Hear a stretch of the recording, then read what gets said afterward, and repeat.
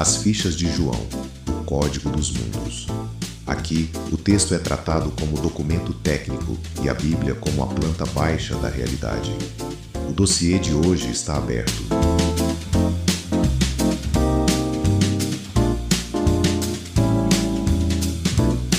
Sabe, geralmente quando um sistema complexo começa a falhar de vez, o instinto imediato de qualquer ser humano é tentar agarrar o volante com muito mais força. Ah, o famoso desespero de manter o controle, né? Exato. É tipo um piloto enfrentando uma turbulência muito severa. A aeronave começa a sacudir de uma forma violenta, as luzes piscam no painel e a reação mecânica... Quase animalesca, eu diria. Isso, animalesca. A pessoa trava as mãos no manche até os nós dos dedos ficarem completamente brancos. A gente acredita piamente que com força física e foco, a gente consegue estabilizar a nave na marra. Essa é a maior ilusão do controle tátil. Porque pensa bem, quanto mais caótico o ambiente externo fica, mais a nossa mente exige que a gente aperte todos os botões possíveis, puxe todas as alavancas que estão na frente. Tudo para manter aquela sensação quentinha de que somos nós que estamos no comando da máquina. Exatamente. O desespero exige que alguém esteja pilotando. Mas imagina o terror e, ao mesmo tempo, a libertação bizarra de descobrir que esses controles que a gente puxa com tanto suor nem sequer estão conectados ao motor principal. Nossa, isso muda tudo. Né? E se a turbulência não for uma falha mecânica que a gente possa consertar com as próprias mãos? E se for simplesmente a força imutável do clima lá fora? O esgotamento total não vem da tempestade em si. Vem da exaustão de lutar contra um volante que não serve para nada. Perfeito. E é exatamente essa quebra de paradigma sobre o controle que nos traz os documentos que vamos dissecar nesse nosso mergulho de hoje. Um material fascinante, por sinal. Muito. Nós temos sobre a mesa trechos de um arquivo chamado As Fichas de João, o Código dos Mundos. E hoje o foco vai ser bem específico nas análises das fichas 021 e 022. E aqui, bom, vale um aviso muito importante sobre como a gente vai ler esse material hoje. Porque o arquivo não trata esses textos antigos como poesia mística, sabe? Não é um devocional para acalmar o coração. De jeito nenhum. A abordagem aqui é como se fosse uma verdadeira planta baixa da realidade. É um memorial de exegese técnica. Ou seja, tira o romantismo e foca na estrutura. Exato. O autor retira qualquer verniz romântico das palavras originais para decodificar, assim, com uma frieza e precisão absurdas, como o mundo visível e o invisível realmente operam. É uma auditoria estrutural do sistema da vida. E a nossa missão com essa imersão é pegar esses conceitos milenares, pegar toda essa auditoria técnica e traduzir num manual prático sobre o que eles chamam de soberania do tempo. Um tema que, nossa, não poderia ser mais atual. Com certeza. O objetivo final é usar essas fichas para desmontar a engrenagem da ansiedade moderna. Essa mesma ansiedade que vem paralisando a nossa sociedade inteira. Então, certo, vamos desempacotar isso. Vamos lá. A tese que a gente vai explorar hoje é provocativa ao extremo. E se a ansiedade crônica não for só um problema psicológico moderno? E se for, na verdade, uma falha de jurisdição? Como assim uma invasão de competência? Isso. Uma tentativa totalmente frustrada de operar um sistema para o qual o cérebro humano simplesmente não tem a senha de administrador. Ah, entendi. É o ser humano tentando atuar como o arquiteto do tempo, quando a biologia dele e a estrutura dele foram projetadas só para ser um operador do presente. Exatamente isso. Essa premissa de invasão de competência muda completamente o diagnóstico da ansiedade. O sofrimento deixa de ser... eu tenho muita coisa para fazer hoje. E passa a ser o quê? Passa a ser, eu estou tentando controlar o que é estruturalmente incontrolável. E para lidar com essa falha no sistema, o material propõe um ponto de partida que parece um soco no estômago de quem lê. A ficha 021 afirma que o primeiro passo para curar a ansiedade sobre o futuro é encarar a nossa própria finitude. Caramba, é um paradoxo inicial bem forte. O texto ele solta a afirmação de que o dia da morte é superior ao dia do nascimento. Sim, é denso. Quando a gente lê isso rápido, soa como um pessimismo profundo, né? Quase um manifesto nihilista dizendo que viver não vale a pena. O que é fascinante aqui é a engenharia por trás dessa frase. que, olha, está muito, mas muito longe de ser niilismo. A exegese que o autor faz estabelece uma diferença puramente mecânica entre dois ambientes de convivência. A casa do banquete e a casa do luto, certo? Isso mesmo. O documento descreve essa casa do banquete não como uma festinha alegre de fim de semana, mas como um sistema altamente sofisticado de anestesia. Anestesia, pra quê? Para obliterar a consciência do tempo. A função primária daquela euforia contínua é anestesiar. O banquete embriaga quem está operando a vida para que a pessoa esqueça que o relógio está correndo contra ela. Nossa, a festa serve como uma válvula de escape para fugir do atrito da realidade, então. Exatamente, é uma fuga. E pensando bem, trazer isso pro cotidiano não exige nenhum esforço, porque o nosso banquete hoje raramente é uma mesa cheia de vinho e comida. É o algoritmo. Com certeza. O algoritmo é o banquete perfeito. É aquele excesso brutal de estímulos digitais. É o rolar infinito de uma tela às 2 da manhã, caçando microdoses de dopamina só para anestesiar o fato de que amanhã tem trabalho, tem conta para pagar. É uma euforia que foi desenhada para queimar muito rápido e não deixar substância nenhuma para trás. Perfeito. E o texto original usa uma metáfora visual belíssima para explicar isso. Ele compara essa euforia fugaz, que ele chama de o riso do tolo, com o estalo de espinhos queimando debaixo de uma panela. Espinhos queimando? Como assim? Quem já tentou fazer uma fogueira no mato sabe bem. Se você pega espinhos finos e secos, eles fazem um barulho enorme. Geram clarão imediato, mas viram cinzas em tipo 5 segundos. Ah, não dá tempo de aquecer nada. Exato. Não produzem aquela brasa consistente que é necessária para cozinhar um alimento de verdade. A energia se dissipa fazendo barulho, mas nenhuma substância permanece. Brilhante. E aí, em contrapartida a esses espinhos barulhentos da festa constante, entra o silêncio da casa do luto. E o texto chama esse ambiente de câmara de calibração. Isso, a câmara de calibração. Eu achei esse argumento super contraintuitivo, mas muito lógico. Ele diz que a tristeza reflexiva melhora o interior do indivíduo porque funciona como e eu adorei esse termo, um desmagnetizador de cobiça. Olha, esse termo é uma imagem mecânica impecável. Pensa na mente humana como se fosse uma bússola. Ok, uma bússola. E essa bússola frequentemente é desviada pelo campo magnético de várias ambições fúteis. Tipo status material, comprar coisas caras. Isso, pequenas vaidades, a aprovação de pessoas na internet que a gente nem conhece. Mas quando o ser humano entra na casa do luto e se depara com o fim absoluto, que é o limite intransponível da vida, a bússola sofre um choque de realidade imediato. Cai a ficha, né? Exato. Esse choque desmagnetiza as coisas pequenas. A atenção da pessoa volta a apontar direto para o norte verdadeiro, para o que realmente tem peso e substância hoje. E só para quem acompanha a gente não achar que nós estamos sendo puramente melancólicos com um trecho isolado do livro de Eclesiastes, o material aciona aquele protocolo importante, né? A validação cruzada. Isso, de que um princípio precisa funcionar em todo o ecossistema do texto para ser considerado válido e não só uma opinião avulsa. Muito bem lembrado. E na seção 4, o documento faz essa ponte diretamente com o Salmo 90. Tem um verso lá que diz: ensina-nos a contar os nossos dias, para que alcancemos corações sábios. Contar os dias literalmente. Literalmente, a contagem dos dias e a consciência contínua da brevidade da vida formam a estrutura inegociável para adquirir sabedoria. Não é uma recomendação para ser mórbido ou triste. É uma exigência técnica do sistema. Exatamente. Sem passar por essa câmara de calibração, o sistema mental continua preso lá na anestesia do banquete. Tá, então se a consciência da morte é o que aterra a gente no presente, o que explica a nossa obsessão coletiva por fugir dele o tempo todo? Essa é a ponte que os documentos constroem para as armadilhas da mente. E como nós fugimos, né? Demais. O cérebro moderno parece que tem um doutorado em fugir do hoje. E a ficha 022 mapeia 2 grandes vilões operacionais. 2 sistemas altamente sofisticados. Isso. Sistemas que arrancam a gente do momento atual. O primeiro é a explosão da ira e o segundo é a fuga pelo retrovisor da nostalgia. Começando pela mecânica da ira, então. A exegese aponta que a pressa emocional, aquela reação imediata e superinflamada, gera um downgrade cognitivo muito severo na pessoa. Pera, deixa eu ver se eu entendi esse downgrade.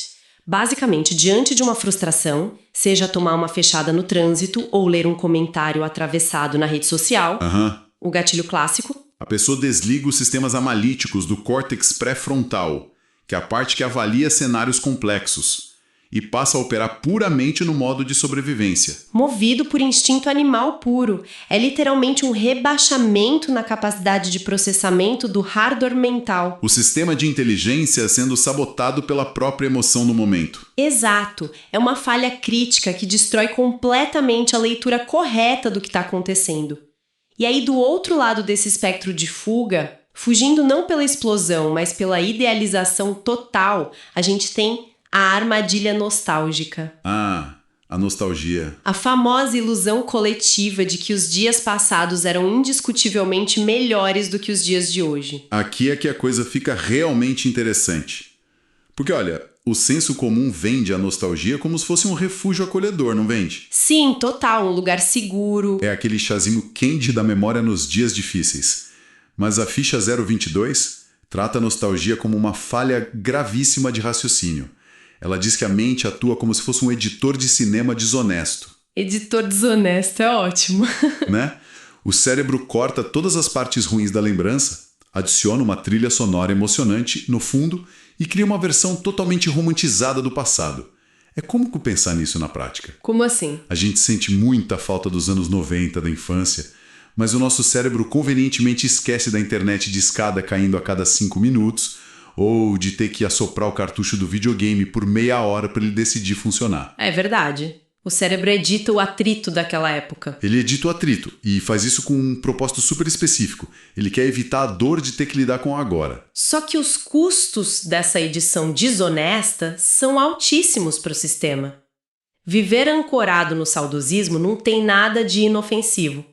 Toda a sua energia vital, a sua capacidade de resolução de problemas de hoje está sendo direcionada para um tempo que simplesmente não existe mais. A analogia que me vem à mente, lendo essa parte, é a de um motorista. Viver na armadilha nostálgica é exatamente como tentar dirigir um carro numa rodovia expressa a 120 por hora, mas com os olhos fixos única e exclusivamente no retrovisor. Nossa, a colisão é certa. É impossível não colidir. O desastre no presente não é mais uma probabilidade, é uma certeza matemática. E por quê? Porque o operador abandonou a jurisdição da via que está ali, bem na frente do para-brisa. Ele abriu mão do controle real. Exato! Todo o investimento no hoje foi paralisado por uma miragem do ontem. E, novamente, trazendo a validação cruzada do material, a gente vê que abandonar o retrovisor é uma regra sistêmica geral. O texto cruza isso com a Carta aos Filipenses. Onde fala sobre esquecer o passado. Isso, a diretriz estrutural lá, para conseguir avançar para o alvo, exige como pré-requisito esquecer as coisas que ficam para trás. Não é só um conselho de terapia. Não, de forma alguma. Não se trata de uma sugestão terapêutica de superação pessoal, sabe? É uma condição mecânica inegociável do sistema. Você não consegue gerar tração no eixo dianteiro do seu carro se o freio de mão do passado continuar puxado. Nossa, faz todo sentido. E o mesmo ocorre com aquele downgrade da ira que a gente falou. A validação em Provérbios atesta que o indivíduo precipitado destrói o próprio entendimento e acaba exaltando a loucura. Ambas as rotas, tanto a ira quanto a nostalgia, abandonam a realidade atual. Ok. Então o cenário de diagnóstico está perfeitamente montado para quem está acompanhando a gente até aqui. Nós não podemos viver anestesiados lá na casa do banquete, fugindo da consciência da finitude. A fuga do tempo. Também não podemos dirigir olhando para o retrovisor nostálgico do passado e muito menos permitir que a pressa da ira faça um downgrade de processamento do nosso intelecto no presente. A conclusão óbvia seria: precisamos estar 100% no momento presente. Essa é a teoria. Mas, e quando o presente é um caos completo? E quando o hoje está cheio de variáveis imprevisíveis, injustiças soltas, planos que foram frustrados do nada? Como é que o operador não entra em colapso total? É nesse ponto exato que a nossa imersão atinge a camada mais densa do documento, porque a exegese da ficha 022 introduz a doutrina da viga torta. A viga torta. Isso. O texto original crava a seguinte anomalia. Ele diz: atenta para a obra de Deus, porque quem poderá endireitar o que ele fez torto? E isso é tratado na análise não como um acidente infeliz de percurso, mas como uma imposição deliberada do próprio arquiteto do sistema. Foi projetado para ser torto. Exatamente. Se conectarmos isso com a visão geral do arquivo, chegamos à compreensão de que a realidade opera por meio de uma corrente alternada. Corrente alternada. Então, o design da vida não é um fluxo contínuo de vitórias ou de derrotas. Não. Dias de prosperidade e dias de adversidade estão entrelaçados. E o documento diz que Deus instituiu essa alternância e a tornou propositalmente indecifrável para quem está operando aqui embaixo. Mas por que fazer isso? Qual seria a utilidade prática para nós de um design tão frustrante? A utilidade é criar um bloqueio preditivo absoluto. Um bloqueio preditivo? Aham. A alternância é indecifrável entre o bem e o mal, o lucro e a perda repentina, a saúde e a doença. Tudo isso serve para garantir que o ser humano jamais consiga matematizar o futuro. A gente nunca vai conseguir prever com certeza. Nunca. O amanhã permanece hermeticamente selado. Por mais modelos analíticos e previsões que a sociedade crie, a anomalia estrutural da viga torta impede o nosso domínio sobre o dia de amanhã. O amanhã simplesmente está fora da nossa jurisdição administrativa. Olha, então o que tudo isso significa na prática? Eu vou colocar o meu chapéu de advogado do diabo aqui um segundo, tá? Pode colocar. Porque eu leio isso no material e a sensação imediata que bate é de um fatalismo meio amargo, sabe? Muita gente pensa isso. Soa como se dissesse, olha só, a viga já nasceu torta mesmo, o controle não é seu, então apenas cruze os braços, sente no cantinho da sala e aceite passivamente os dias difíceis. Como é que a pessoa escapa dessa armadilha de virar um conformista passivo? A objeção é supernatural, mas a exegese destrói esse fatalismo de uma forma muito cirúrgica. Porque aceitar a viga torta não é passividade de forma alguma. É o ápice da eficiência operacional. Eficiência? Como assim? O material defende que o esgotamento brutal moderno que a gente vive nasce exatamente da nossa insistência ininterrupta em tentar consertar essa anomalia. Tentar desentortar a viga. Exato. O estresse crônico é a tentativa vã de endireitar o que foi feito torto por design divino. Quando o indivíduo finalmente entende que prever e controlar as variáveis do amanhã é uma impossibilidade estrutural, a energia vital que era gasta nessa ansiedade inútil é devolvida para ele. Nossa, faz todo sentido. A verdadeira sabedoria, segundo o texto, é usar esse pano de fundo escuro da incerteza do amanhã para fazer a luz do desfrute diário brilhar com o dobro de intensidade. O controle ilusório cai, mas o desfrute autêntico do presente sobe. É uma realocação drástica de recursos mentais. Perfeito. Realocação de recursos. O bloqueio sobre o amanhã não é uma punição sádica do arquiteto. É uma cerca de contenção, um limite saudável que nos obriga a focar na única porção de tempo em que as nossas ações realmente têm peso e geram resultado, que é o agora. Exatamente isso. E eu imagino que a validação cruzada desse conceito também esteja muito bem fundamentada na mecânica lá do Novo Testamento, certo? Está perfeitamente alinhada. A validação ancora toda essa mecânica da viga torta naquele famoso texto do Evangelho de Mateus. Aquele que diz que basta cada dia o seu mal. Esse mesmo. A exegese prova que o Evangelho opera na mesmíssima arquitetura da viga torta lá de Eclesiastes. Toda a lógica divina visa forçar o ser humano a abandonar o peso que é insuportável de tentar administrar as crises de um futuro que nem chegou. É tirar a carga dos ombros. Isso. A instrução do arquiteto é cristalina. Canalize toda a sua vitalidade, toda a sua inteligência apenas na resolução dos problemas de hoje. E, claro, no desfrute da porção que foi concedida para você nessas próximas 24 horas. Que mapa impressionante nós abrimos aqui. Eu quero tentar amarrar os fios que a gente desempacotou nessa jornada para ficar bem claro. Ótimo, vamos lá. A nossa tese inicial era que a ansiedade entraria em colapso se a gente mudasse o nosso entendimento sobre jurisdição, sobre o que a gente pode ou não controlar. E essa planta baixa dos documentos mostrou os passos. Um por um. Primeiro, a gente tem que frequentar a câmara de calibração da finitude para desmagnetizar as ambições irrelevantes que consomem a nossa energia. A casa do luto. Segundo, a gente precisa arrancar de vez os olhos do retrovisor nostálgico, percebendo que o passado é uma via sem acesso, e ao mesmo tempo bloquear aquele downgrade cognitivo que a explosão da ira provoca no nosso cérebro. E por último, que é o passo mais denso... Por último, encarar a viga torta da vida. Aceitar que navegar nessa corrente alternada de dias bons e dias maus não é uma falha, é um design deliberado. É feito para impedir a nossa pretensão de controlar o roteiro do futuro. Sabe, isso levanta uma questão importante. É uma provocação final que o próprio material acaba deixando nas entrelinhas e que serve muito, especialmente para essa nossa era super tecnológica. A nossa obsessão por prever as coisas. Exato. A sociedade contemporânea ergueu todo o pilar de inovação dela na esperança cega de endireitar a viga torta. Nós criamos inteligências artificiais preditivas, algoritmos comportamentais super complexos, mercados inteiros de venda de futuros... Ferramentas gigantescas que tentam de todas as formas invadir e matematizar a jurisdição do amanhã. Sempre tentando eliminar qualquer incerteza, né? A tecnologia moderna agindo como a tentativa definitiva de fraudar o bloqueio preditivo de Deus. Caramba, fraudar o bloqueio. É exatamente isso que a gente faz o tempo todo.